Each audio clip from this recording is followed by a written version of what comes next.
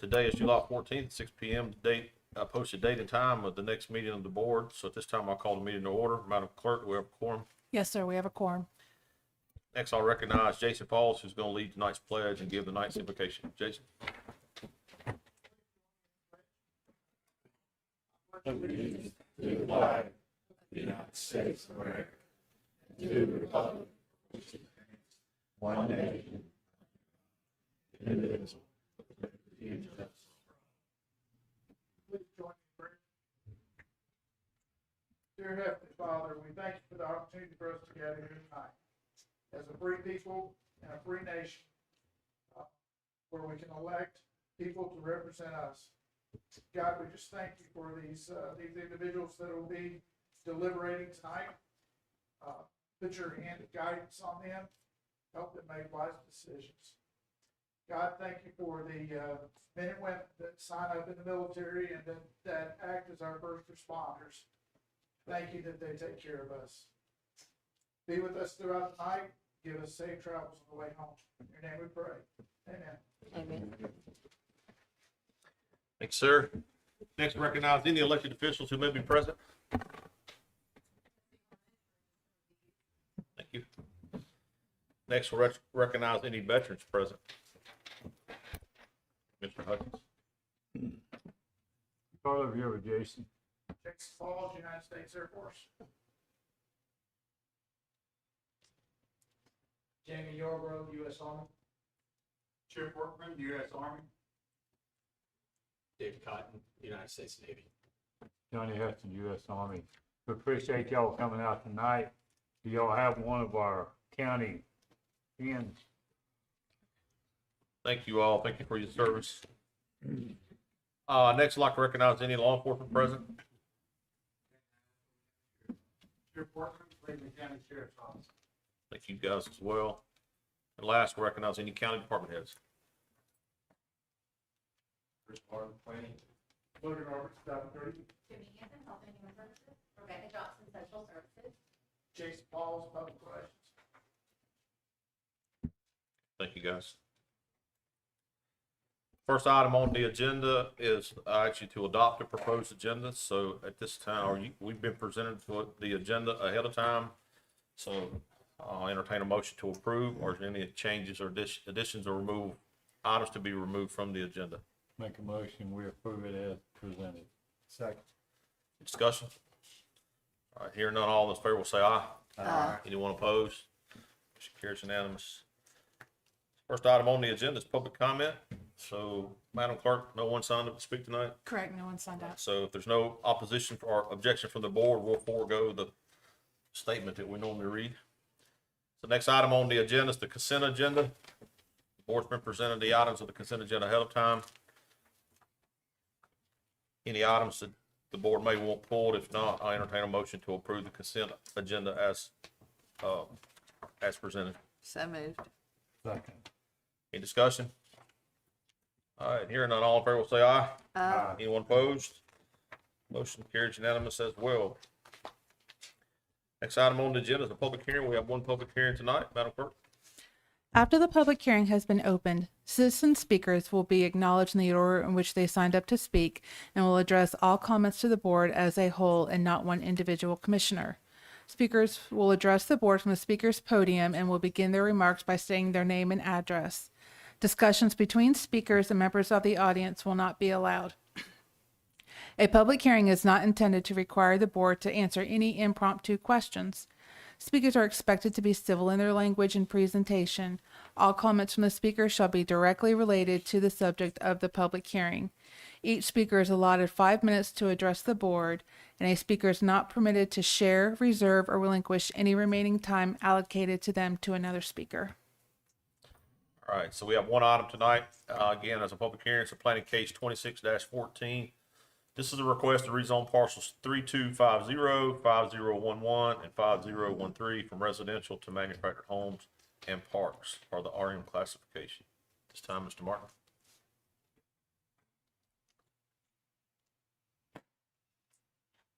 Thank you, Chairman Board. And good evening, Board. As the chairman stated, we have a request for you to consider tonight. It's a rezoning request, and it involves 3 parcels: 3250, 5011, 5013. The applicant is the property owner, Mr. Dwayne Blanton, and the location is along South Post Road, just south of Patterson Springs. It's about 5.5 acres, and his request is that you consider changing the zoning district from residential to the Residential Manufactured Homes and Parks District, and we call that the RM district. Properties, they're symbolized by the red star, and you can see it's just south of Patterson Springs on Highway 180, South Post Road. It's surrounded by a lot of different uses, mixed uses. Being on 180, there are some non-residential commercial type uses. There's a convenience store down 180. There's a church across the street. Those are examples of a couple. But then you also see some residential adjoining the property. To the northeast, you'll see a subdivision, Suburban Acres. It's mostly inside the town limits of Patterson Springs, but there are properties that adjoin the subject property that's in the county. That subdivision consists of single-family dwellings, houses on one lot, or one house per lot. And then to the west of the property, you'll see a manufactured home park. So you'll see a property or a combination of properties with multiple manufactured homes on one lot, serving as a mobile home park adjacent to the subject property. And this is showing you a street view that we've pulled from Google. The property is vacant, but you can see to the right of the property some of the houses that are in Suburban Acres. And then you see to the left of the property a couple of the mobile homes that are within that mobile home park on either side of this subject property. So the current zoning district, being residential, allows for single-family dwellings, multi-family dwellings, manufactured homes, and then every home has got to be on at least half of an acre. And 1 home per lot is what would be allowed for density. And the requested district shares those same uses, but it adds one. And the use that's added is manufactured home parks. So the requested district can be used for anything that's allowed in residential plus manufactured home parks. And that would be the difference between these 2 districts, is that one use. You'll also notice that being on Highway 180, there is the commercial overlay that we talk a lot about within these rezoning cases. And so on our numbered highways, the properties that are within 500 feet of that highway can be used for a lot of commercial uses. There's a long list, and when you look at our table of uses, what you'll find is a lot of retail and office type of uses, sales type of uses. Next slide shows you a zoning map, and like the uses being mixed, you're going to find that the zoning districts in the area are also mixed. Mostly residential, represented by the white color, and then you see some business districts across Highway 180, and then the yellow is those parcels in Suburban Acres that are in the county and zoned as restricted residential for houses only. And then this next slide just shows you that corridor, commercial corridor area on either side of the road. Our land use plan for this area was adopted in 2021, and we called this area, we visualized it as being a secondary growth area under our primary. So it's growth's expected, residential specifically is expected. And then when you read the language about secondary growth, it talks about commercial uses being strategically located along intersections and major roads. And this is the same map I showed you before for the vicinity, but I'll use it for the land use plan as well, but it's a broader view. The red star is the property, and it's surrounded by the light green color, and that whole South Shelby area we're considering secondary growth. And I think both of these districts would be consistent in that land use plan designation. We've shared this item with the planning board at last Tuesday's meeting, or 2 Tuesdays, 6:30, June 30th. They recommended approval. There were a couple of neighbors that had provided comment along with the petitioner at the meeting. There was a lot of discussion, but they ultimately voted for unanimously approval. The logic behind that was that, through the discussion, their comments were that the two zoning districts that we're comparing had similar uses, and that the density would remain the same. Really, you can only have one home per half acre, or 2 homes per lot, or 2 homes per acre, I'm sorry.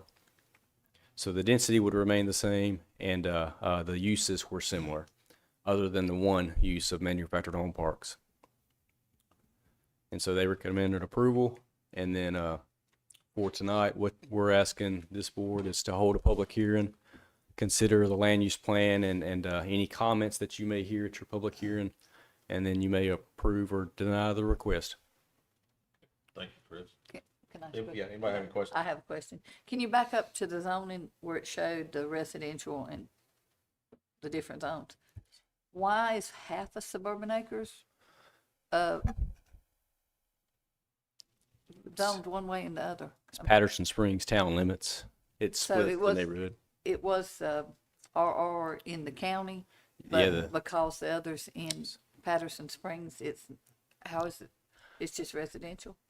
The town of Patterson Springs has not adopted any zoning districts, so there's essentially no zoning within town. But the parcels that are in the neighborhood that are in the county's jurisdiction have been So I designated guess as my question restricted. is, it was so they would be RR if they were in the county? Most likely, to match up with the neighborhood, the portion of the The neighborhood that's in the neighborhood. county. That would seem logical. I have a question. Give me just a real clear understanding of the difference between it being zoned for manufactured homes versus a manufactured home park. Sure. So the regular residential, which is the zoning district that covers the majority of the county, it allows for single-family dwellings, like houses that you build on site, site-built homes, modular homes, and manufactured homes on a single lot. The RM district allows those, plus it allows manufactured home parks. And the difference between a park and like a subdivision is that parks can all the homes can be clustered on one parcel. So that would be the difference. Now the density would be the same, because even in a park you're still limited to up to 2 homes per acre, just like any other residential style district. So they would have to be spaced that way? Not necessarily, and that's Okay. one other difference Yeah. is you're 'Cause you got limited. 5 acres, so you can have 10. Right, But they and- can be this close. Hypothetically, with this parcel being 5 acres, you can have 10. No matter if you have 10 half-acre lots or a mobile home park, you can still only have 10. With the mobile home park, all 10 can be on one parcel, and they can be clustered. However, whatever works with the topography and the septic, so you have the other factors as well that would play into that, but you could theoretically cluster them with a park. But they couldn't use the rest of that land for anything else. Correct. The rest of the land would have to remain just vacant or some other use other than a park or residential. But now they can only be clustered on 3250 though, right? So the 5013 and 505011 won't be big enough Right, and unless he combined the unless you two. combine, unless Right, you but as consolidate the, those to one parcel. right, yeah, as the property lines lie Right. now, So he can those only off use the the- property lines. Yes. And so with that, the parks, if a property is designed for a park, there are design standards that require lot size and require roads to be designed a certain way for public safety and those larger vehicles. I asked the question when we had the agenda review, but they are a mobile home park. It's the same name that we're talking about. Right. Would you explain it? Yes, there is a mobile home park in the Stony Point area that's named Suburban Acres. Way before my time, well, both the neighborhood and the park, but we had to clear that up when we were discussing that, which neighborhood we were talking about.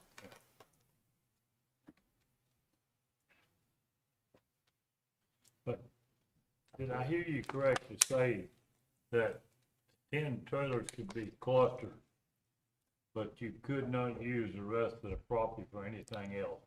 No other residential. What? No other residential, because you're only allowed 2 residential units per acre. Yeah, but if you cluster them and you got 10, so you got to have 5 acres.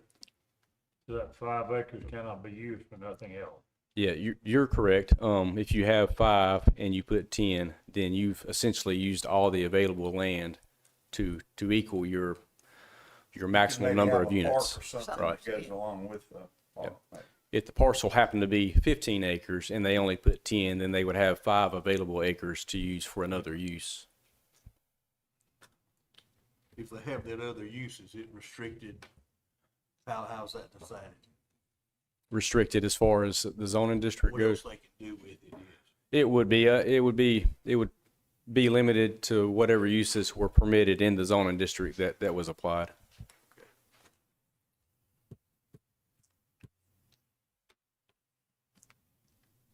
Any other questions? Christian, anything else? Nothing else. All right, so if that's, just stand by, I'm sure there'll be other questions. With that then, at this time, the public hearing is now, open, and we had one citizen signed up to speak, is Peyton Hoopall.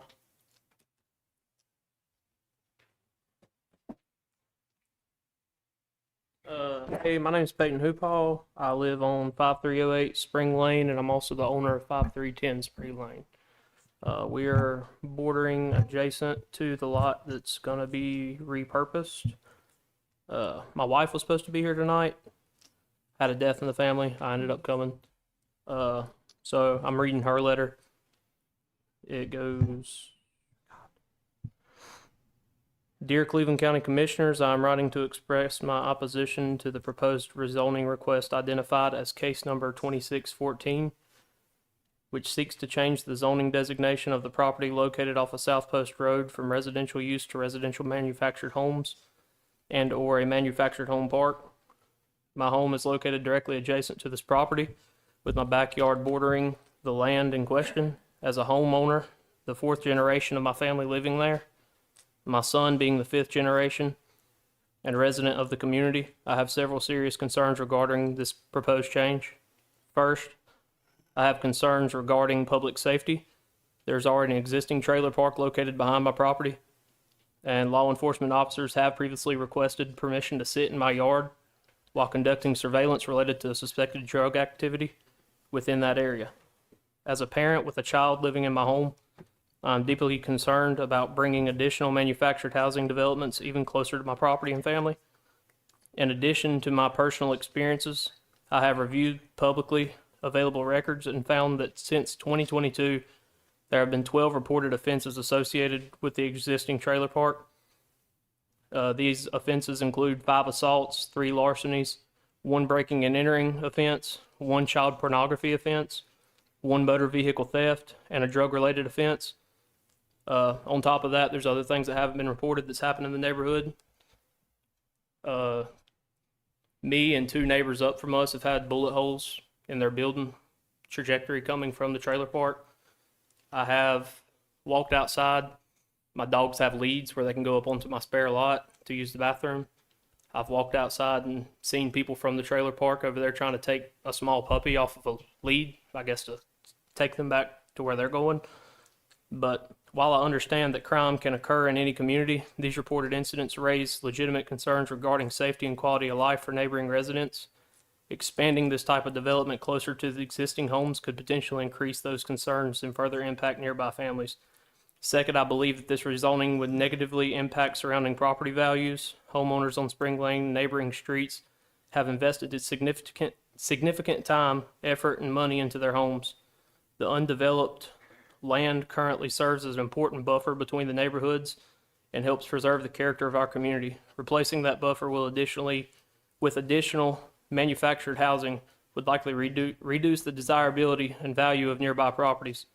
Third, my wife she is a teacher within the school system in the county. She works at Elizabeth Elementary School, and she is aware of challenges that our schools are already facing regarding student capacity. Our schools are experiencing overcrowding and limited space. Approving another residential development will likely increase student enrollment even further, placing additional strain on educational resources and facilities that are already stretched thin. Before approving additional housing developments, I believe consideration should be given to whether the existing infrastructure in our school system, the money can go there to adequately support continued growth. I strongly believe this property should remain undeveloped or maintain its current zoning designation in order to preserve the separation between existing neighborhoods, protect property values, and prevent further strain on community resources. However, if the rezoning request is approved, despite the concerns of neighboring residents, I respectfully request that the conditions be placed on the development. Specifically, I ask that the developer be required to install a solid privacy barrier along the property line adjacent to the homes on Spring Lane, a tall white privacy fence that prevents direct visibility between the properties and would help provide privacy, security, and a clear separation between the manufactured home park and the existing residential neighborhood. Additionally, I request the county ensure full compliance with all applicable zoning and development regulations. My understanding is that Section 12-173 of the Cleveland County Code and Ordinances requires development located along a rear of a property line to maintain a setback of 30 feet from that line. I respectfully ask that this requirement be carefully reviewed and strictly enforced if any development is approved. Thank you for your time and consideration of these concerns. I respectfully ask that you deny the rezoning request identified as case number 26-14. You can finish. I was almost finished. And preserve the existing zoning designation for the benefit of surrounding homeowners and community. Sincerely, Madison or Peyton. Thank you, sir. Thank you. Ma'am?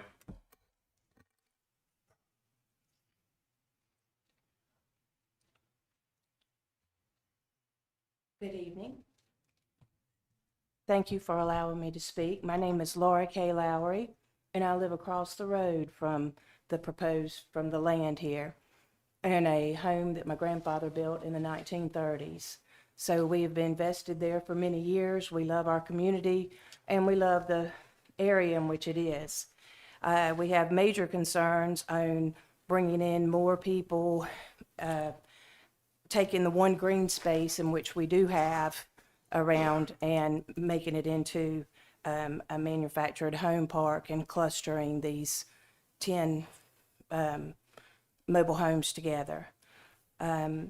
And so I just have a couple of things here. Before this board makes a decision that could permanently change our community, I respectfully ask that several important questions be answered. And also, I concur with everything that gentleman just said.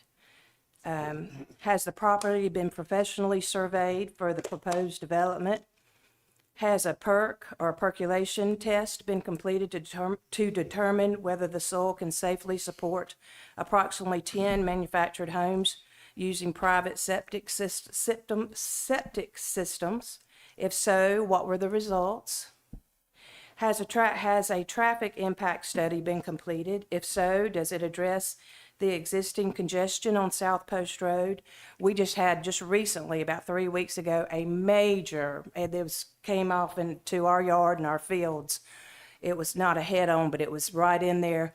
It's very congested through there in the mornings. It's terribly difficult to get out. We also have a church that's adjacent to us that would be directly looking at this parcel here. So there's a lot of action right here in that South Post corridor. We don't need more traffic. Has a stormwater and drainage study been completed? What evidence shows that additional homes and driveways will not increase flooding or runoff into the adjoining properties? We are lower, and we already deal with some of that runoff. So if you bring in 10 more homes, in that small of an area, what is the impact going to be to all around? Have the electrical system, public water, and other utilities been evaluated to determine whether they can safely support this increase in residential density? Has emergency access been reviewed to ensure that fire, EMS, school buses, and law enforcement can safely serve both the proposed development and the existing neighborhood? The burden of proof should be on the applicant to demonstrate that this proposal is safe, appropriate, and supported by adequate infrastructure, not only the residents to prove otherwise. As well, like the gentleman was talking about earlier, there is back behind our house is where the greenway will be coming through in time to come, but already it's used by ATVs, lots of traffic going in and out from the existing trailer park across the fields down by the church, uses that road, and then they use that as a back highway.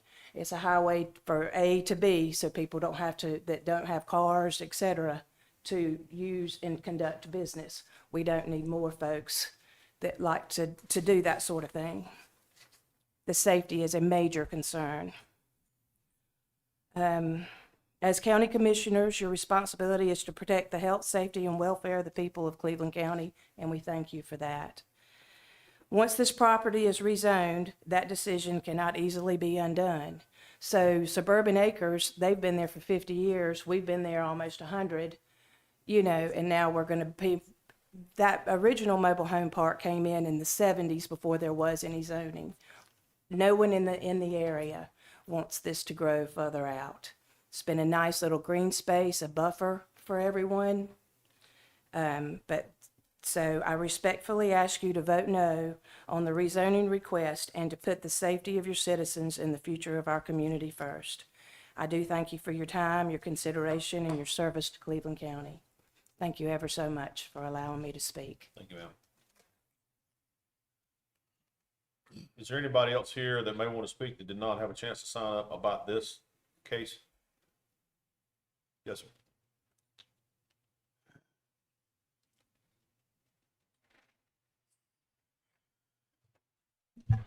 My name is Michael Hoyle, and I live at 2213 South Post Road. My wife just spoke. Well, I'm concerned.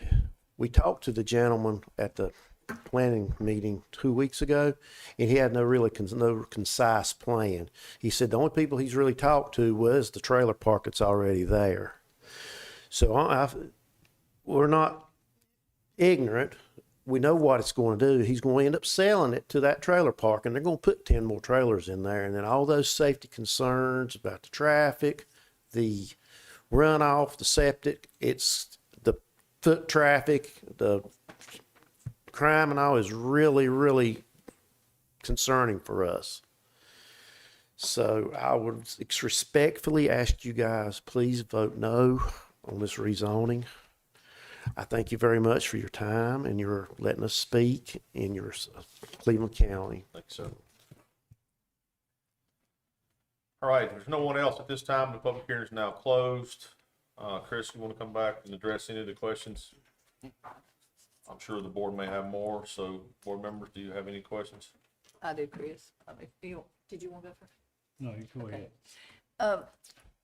So we got the restricted residential, and then we got the part that didn't because it's in Patterson Springs. And then we got that little piece that is. How did this lot not get to be restricted to start with?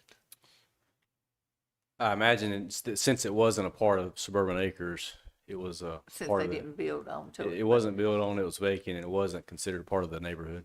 Yeah, okay. It would have been zoning would have been applied to this area at the countywide zoning back in 2000. In 2000. And then the existing mobile home place over there was way before that. It was. Because it's fairly old. Yeah. Okay. It's been there since I've worked here. My question is, if she asked about water runoff, driveways, things like that, but you didn't say there's gonna be a trailer park there. You said that they could. And my question is, those questions don't come up to get answered until a permit is applied for. That's Then correct. Your department goes out and checks the water runoff, EMS access to safety and things like that. Is that correct? That's correct. There are design standards for mobile homes, and those are valid concerns that she brought up. And there is a process that, with any type of development activity, or whether it's a subdivision or a mobile home park or commercial, there are design standards that are applied and reviewed, and many of those are such as the ones that she named, like for septic area, erosion control if you're doing a lot of grading. The roads have to be designed and built in a certain manner. So there are those design standards, but they aren't reviewed until there's an actual plan that's being proposed and submitted to our office. The perk test is not done until a permit is requested. That's correct.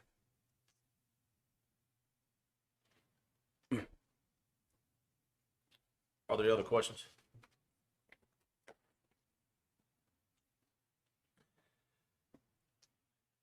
Anything else you have to add, Chris? Nothing more All right. this time. So you put your action slide back up, please. I think we all know what it is. Yeah. So we've done the first one. It's consistent with the plan, and you've heard the planning board's recommendation, so it's down to the board. It's down to us on the last one. So approve or deny the application to rezone these 3 parcels from residential to manufactured homes and parks. I don't know how everybody else feels, but I don't think we would be considering doing this to a restricted residential area if it was truly not going through Patterson Springs. I don't think we would change the zoning to this. I just don't. That's just my personal opinion. I'm gonna make a motion, we deny. I'll second that. All right, we have a motion to deny. Is there any discussion? Right here, none. I'll call the question. All in favor will say aye. Aye. Anyone opposed? All right, so carries. Guess it's unanimous then, right? Yeah. All right, thank you, Chris. All right, we do have a closed session tonight, but before we do that, in case anybody watching doesn't see the rest of the rest of the meeting, or anybody here decides to leave, does any members of the board, do you have anything you'd like to say or report out before we go to closed session? I'd just like to remind everybody to go to the farmer's market Saturday, one in Kings Mountain and one here in Shelby. We need to support our farmers and our small business. And we do need to remember our first responders this month. Thank you very much. Anyone else? Just a plug for the archery range. And I think the 19th, she scheduled 300 young shooters to be on the range out there shooting. So that's a big plus for it, for the kids to be out there with something to do and get them outdoors. Anyone else? All right, hear nothing else. So the next item is closed session, per North Carolina General Statutes 143-318-11A6.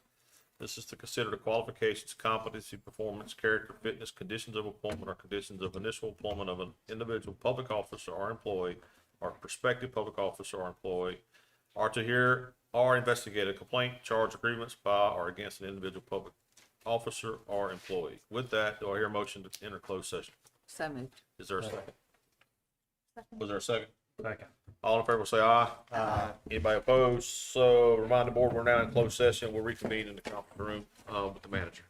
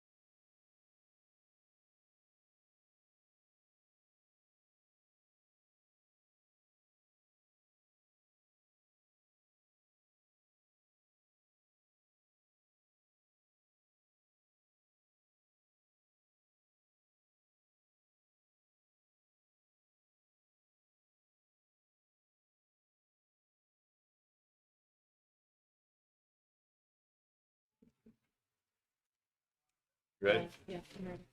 All right, I'd like to announce that the board's now back in open session. During closed session, the board voted and approved slight modifications to the manager's contract due to his annual evaluation or anniversary date coming up on 7/31/2026. So with that, I entertain a motion to adjourn. Let me do one thing before we adjourn. Make note that the next meeting of the Cleveland County Board of Commissioners will take place on August the 4th, Tuesday, August the 4th, 2026, 6 p.m. here in the Commissioners' Chambers. Now with that, I'll entertain a motion to adjourn. So moved. So moved. Second. Any discussion? All in favor say aye. Aye. All right. Thank you, guys. Appreciate it.